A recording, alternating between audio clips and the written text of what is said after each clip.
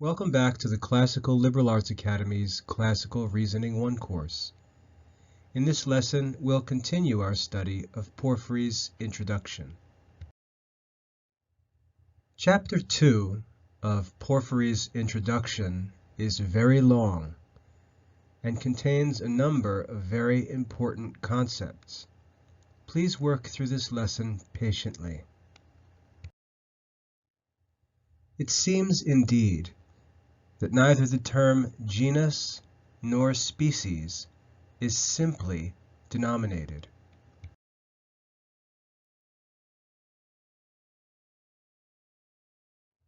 For a collection of certain things subsisting in a certain respect with reference to one thing and to each other is called genus, according to which signification the genus of the Heraclidae is denominated from the habitude from one thing, I mean from Hercules, and the multitude of those who derive, in a certain respect, alliance from him, being thus denominated, according to abscission, from other genera.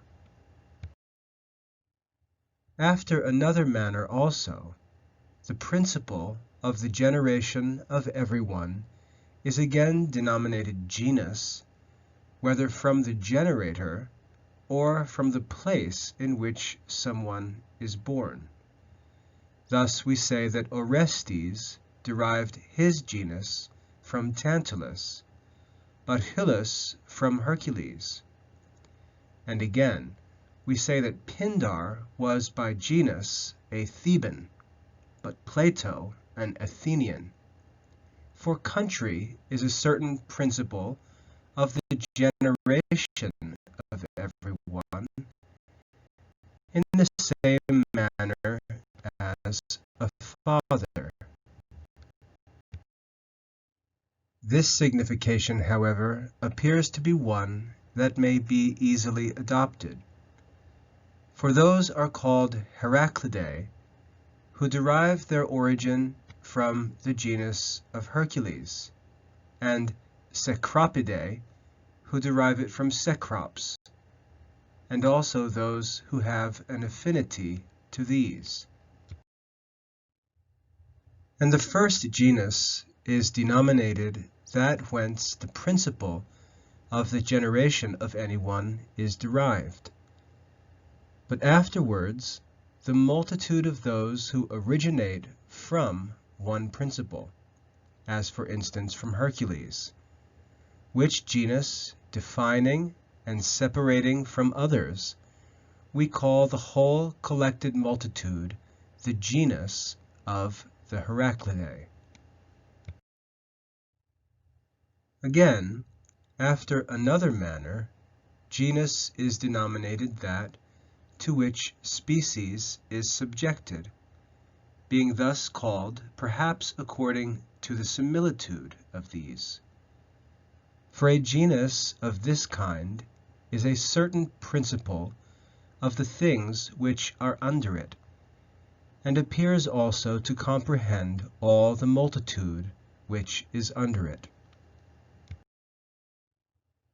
Since, therefore, genus is denominated in a threefold manner, the third is that which is considered by philosophers, which also describing they explain, when they say that genus is that which is predicated of more than one thing, differing in species, in answer to the question, what is this?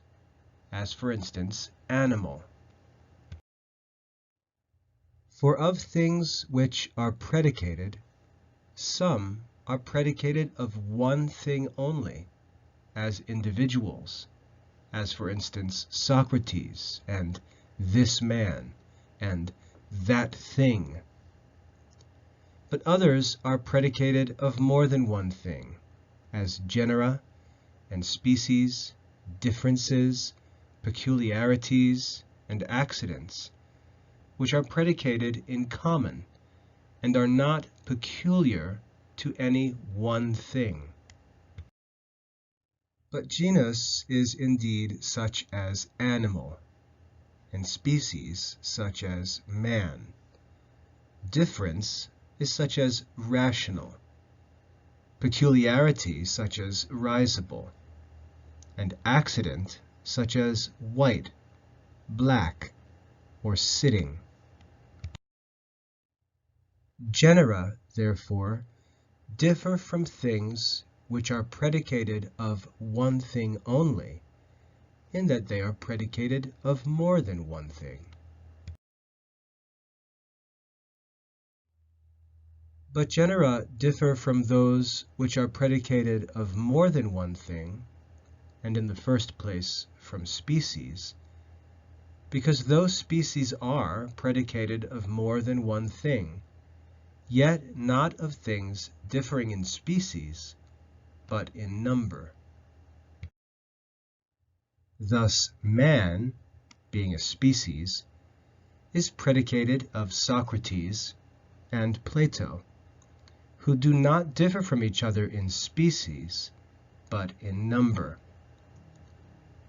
But animal, being a genus, is predicated of man and ox and horse, which differ also in species from each other, and not in number only.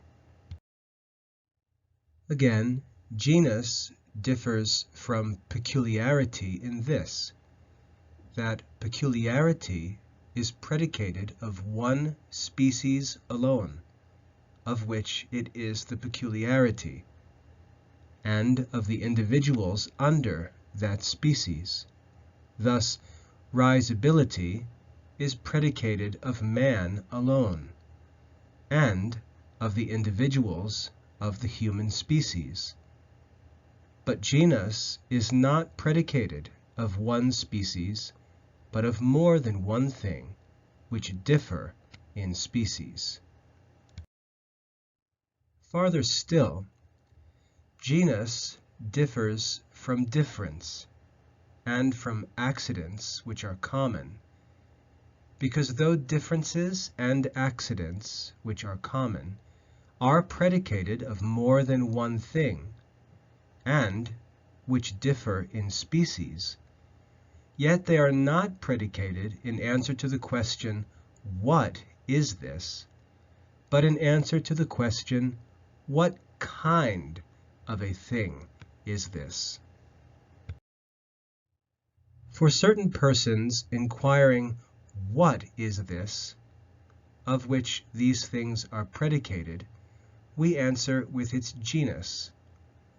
But we do not answer with its differences or accidents, since these are not predicated of a subject in answer to the question, what is this?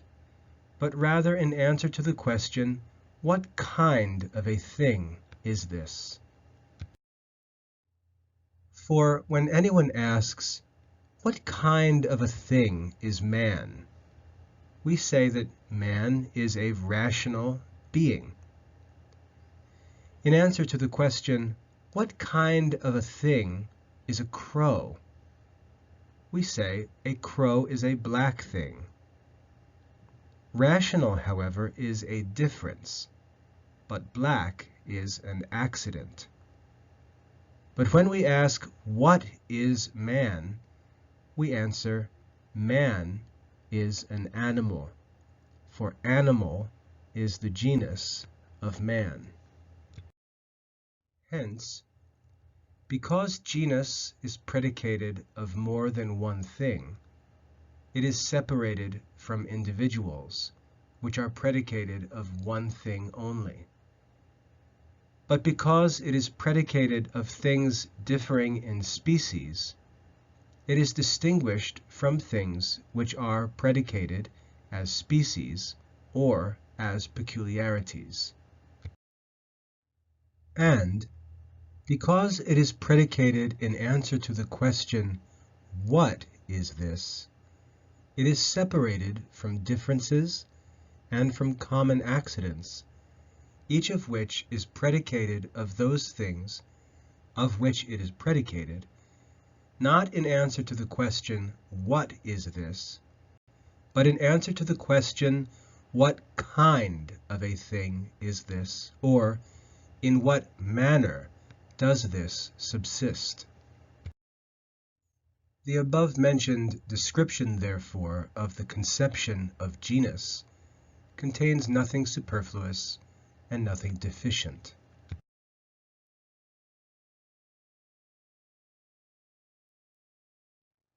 Species, however, is predicated indeed of every form, according to which signification it was said by Euripides, "First indeed, species is worthy of command."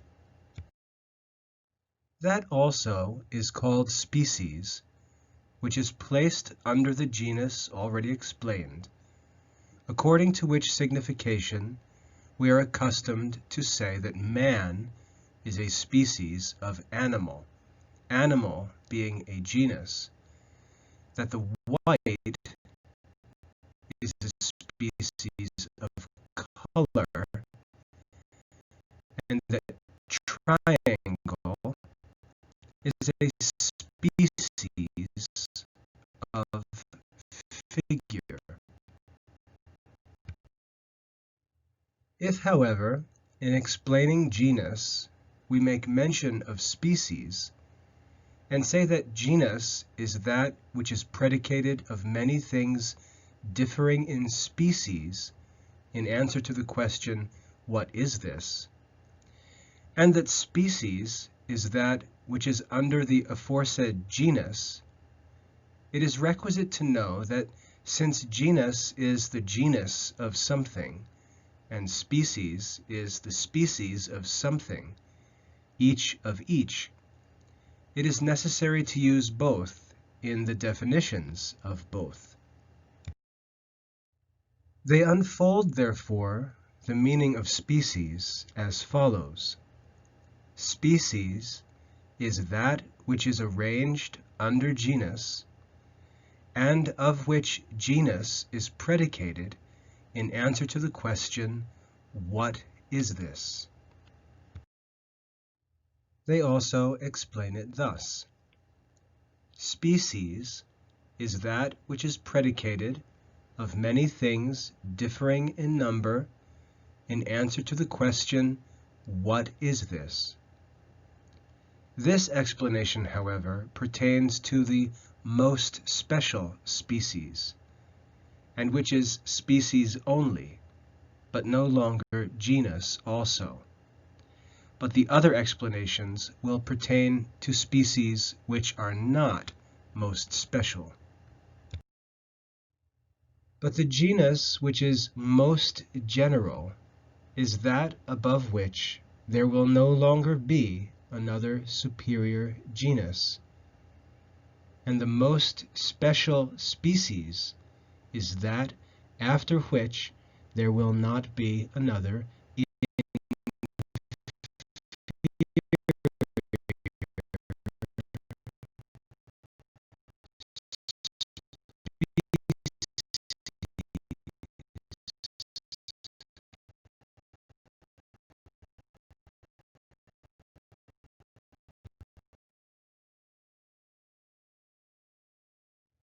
between the most general genus and the most special species. There are other things which are both genera and species, when referred, however, to different things. But what has been said will become evident in one category. Essence, or substance, is indeed itself a genus. Under this is body, and under body is animated body, under which is animal. Under animal is rational animal, under which is man. And under man are Socrates and Plato and the individuals of the human species. Of these, however, essence is the most general, and that which is genus only. And man is most special, and that which is species only. But body is a species of essence and the genus of animated body. Animated body also is a species of body, but the genus of animal. Again, animal is a species indeed of animated body, but the genus of rational animal. And rational animal is a species indeed of animal, but the genus of man. And man is a species indeed of rational animal, but is no longer the genus of particular men, but is species alone. Everything also prior to individuals, which is proximately predicated of them, will be species only, and no longer genus also. Hence, as essence, which is in the highest place, is most general, because there is no genus prior to it. Thus also man, being a species, after which there is no other species, nor anything which is capable of being divided into species but individuals. For Socrates, Plato, and Alcibiades, and this particular white thing are individuals. It will be species alone, and the last species. And as we have said, the most special species.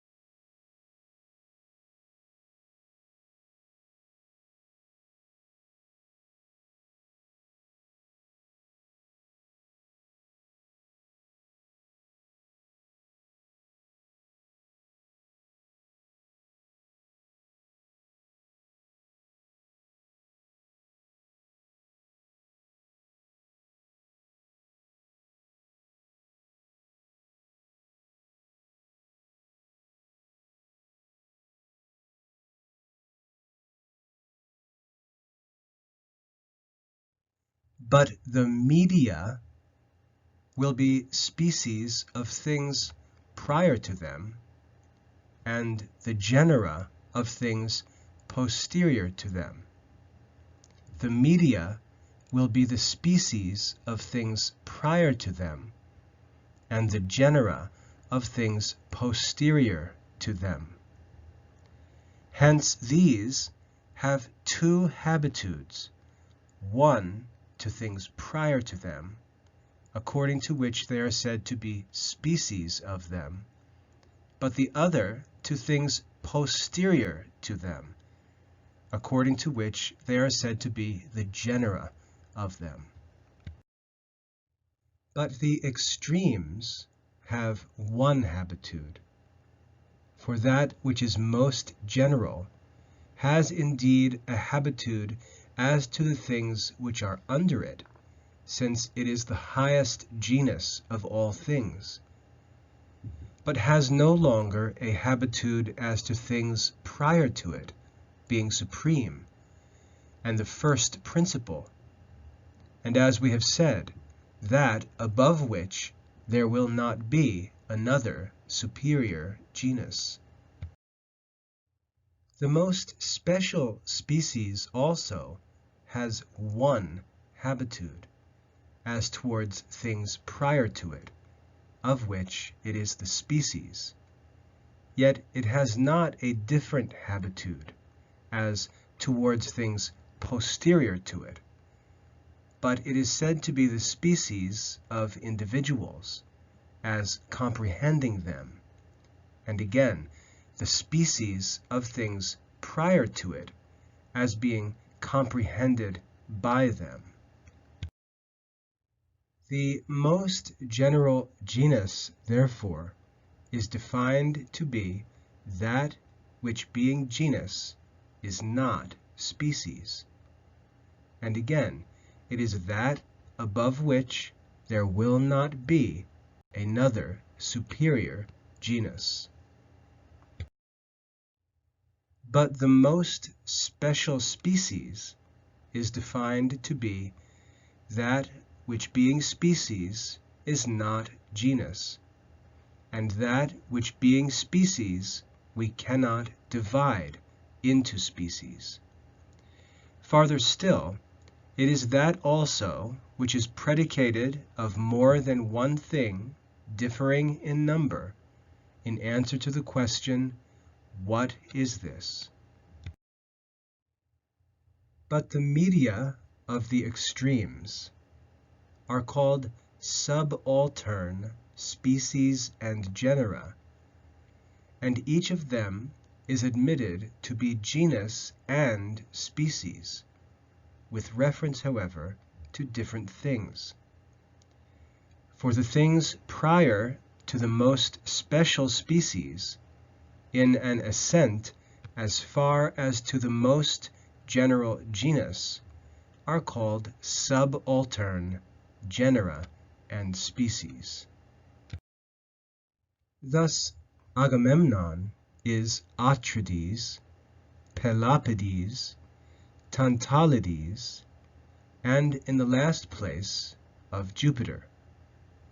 In genealogies, however, they refer for the most part to one principle, for instance, to Jupiter. But in genera and species, this is not the case. For being is not the common genus of all things, nor, as Aristotle says, are all things homogeneous, according to one supreme genus. But the first 10 genera are arranged, as in the categories, as the first 10 principles.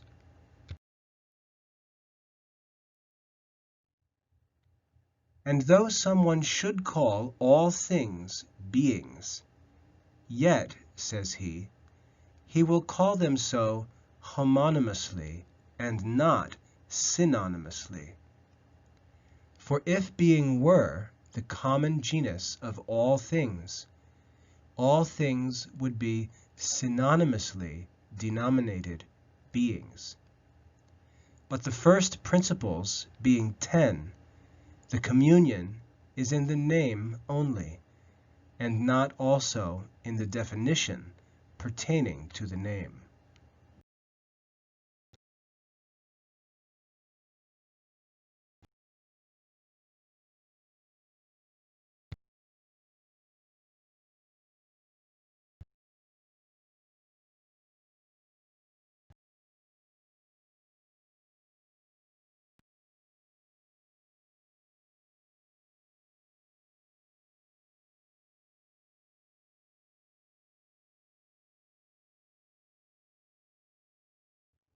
The most general genera, therefore, are 10, But the most special species are indeed contained in a certain number, yet not in an infinite number. Individuals, however, which are after the most special species, are infinite. Hence, when we have descended as far as to the most special species from the most general genera, Plato orders us to rest, but advises us to descend through those things which are in the middle, dividing by specific differences. But infinites, says he, are to be dismissed, for of these there cannot be any science. In descending, therefore, to the most special species, it is necessary, by dividing, to proceed through multitude. But in ascending to the most general genera, it is necessary to collect multitude into one. For species is collective of the many into one nature, and genus possesses this power in a still greater degree.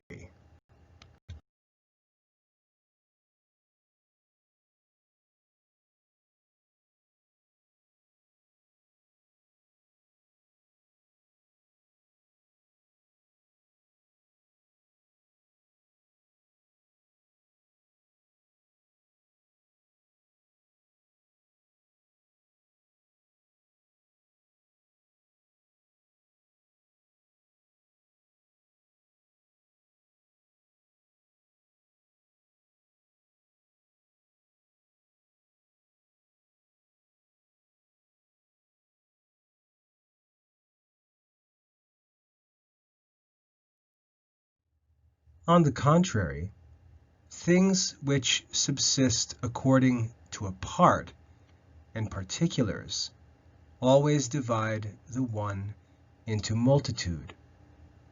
For by the participation of species, the multitude of men is one man.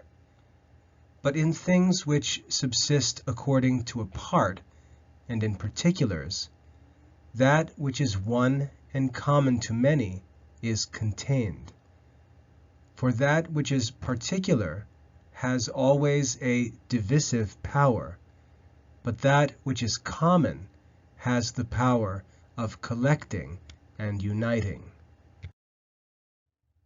With respect to genus and species, therefore, having explained what each of them is, and since genus is one thing, but species many things, for the division of genus is always into many species, genus indeed is always predicated of species, and all the superiors of all the inferiors.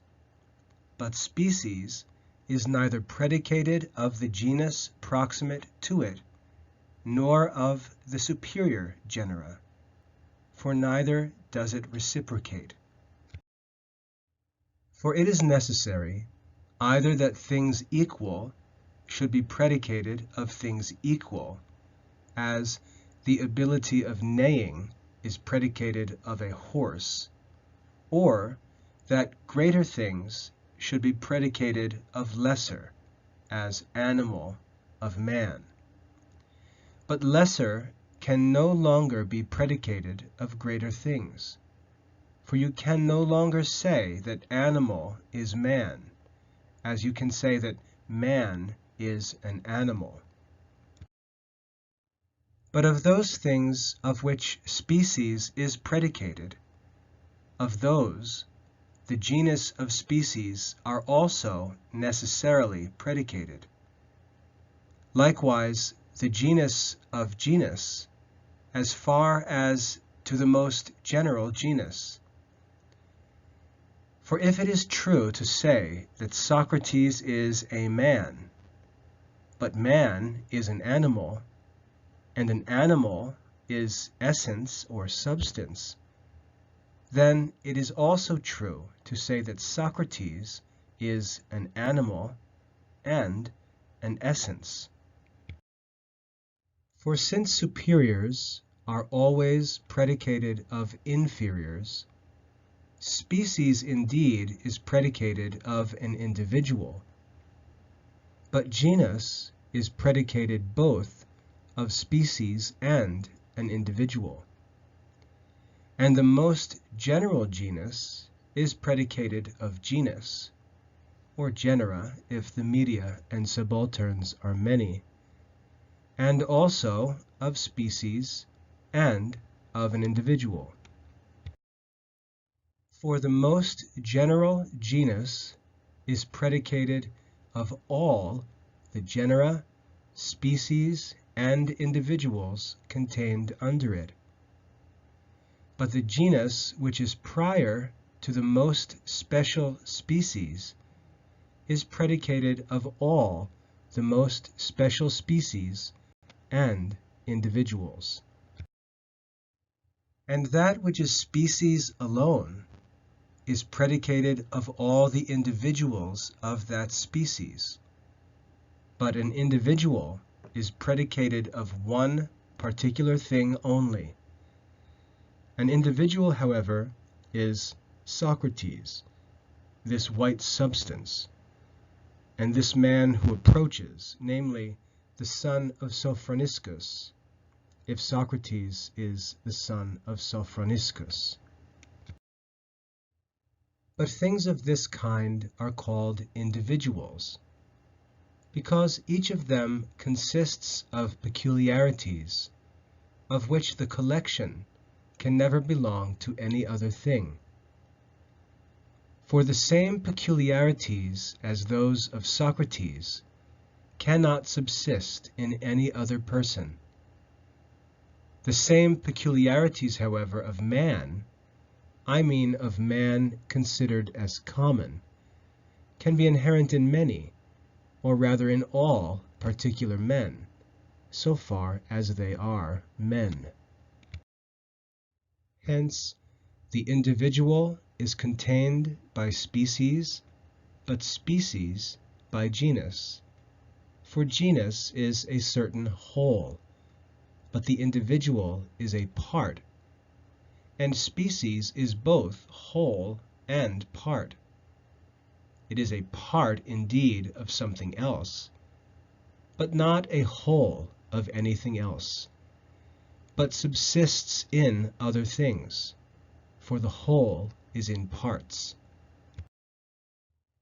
Concerning genus and species, therefore, we have shown what they are, and also that which is most general, and that which is most special, what things are both genera and species, what are individuals, and in how many ways genus and species are assumed. I hope that you've enjoyed this lesson in the Classical Liberal Arts Academy's Classical Reasoning 2 course. If you have any questions about this lesson or would like more information about the Classical Liberal Arts Academy, please visit classicalliberalarts.com. God bless.